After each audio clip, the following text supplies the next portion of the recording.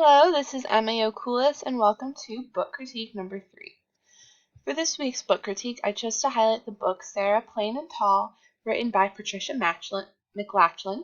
It is a historical fiction book, and it can be used for grades 2 through 4. Sarah Plain and Tall is about a family. Jacob is the father, and Anna and Caleb are his children. They no longer have a wife and a mother, so Jacob, the father, puts an ad in the paper to try and find a wife and a mother. And a woman named Sarah, who is from Maine, she lives by the sea and she loves it there. She actually responds to this ad and comes to live with the family for a little while and try to determine if she will in fact end up living with them as their wife and mother. Which, spoiler, she does end up living with them in the end, because for my first activity I would complete with the students, they would write a journal entry about Jacob and Sarah's wedding. So at the end of the book, it talks about how Jacob and Sarah are going to get married, but does not go into details about the wedding. So I would have students write an opinion piece on if they had just gone to the wedding. So these are kind of the questions I would want their piece to just kind of be written about, and then they would be creating this on a website called Penzu, which is an online interactive journal. So I would just have the students post their entries onto here, and then I also posted one entry just kind of as just an example for the students to view.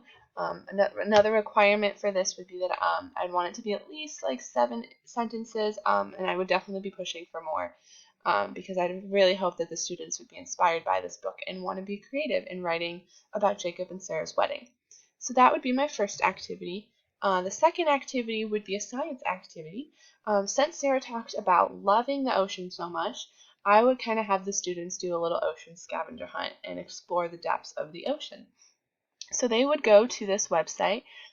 It's kind of like a website that kind of talks about like saving the water and being conservative with it.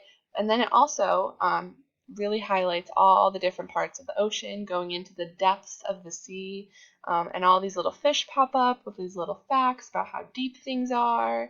And it's really fun, and the students are really able to interact with it and learn a lot of new stuff about the ocean.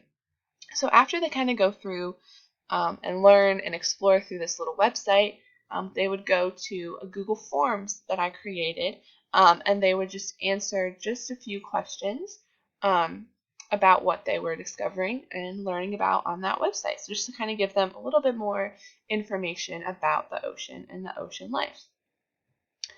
So those were the activities I chose for Sarah Plain and Tall, and here are the other 4 books I read this week. The next one was Joey Pigza Loses Control. This was probably my favorite book I read this week. It is super funny, super sweet, and it's a very honest and relatable book also. I definitely was looking for a lot more books for boys to be engaged in, and this is one that I would absolutely use for boys. I think they would love it. It's engaging, it's funny, and it's definitely relatable. Mr. Popper's Penguins was another book I read. I actually heard of this one through the movie, so I thought I would love to read the book. It's really cute, really funny. I would love to use this book for a read aloud. I would even go like reading it in kindergarten, first grade classroom, just kind of the humor that's kind of in this book. Officer Buckle and Gloria was a really cute book, just kind of talking about safety and how cute the dog Gloria is, and I think I could kind of do several different activities through that book. And then Duke Ellington was just it was a historical text. It's a biography, actually, of Duke Ellington, who was a famous piano player, and kind of talking about him and his band and how he started writing songs. And it was a really interesting book. Just kind of get students more aware of kind of, different musicians and stuff.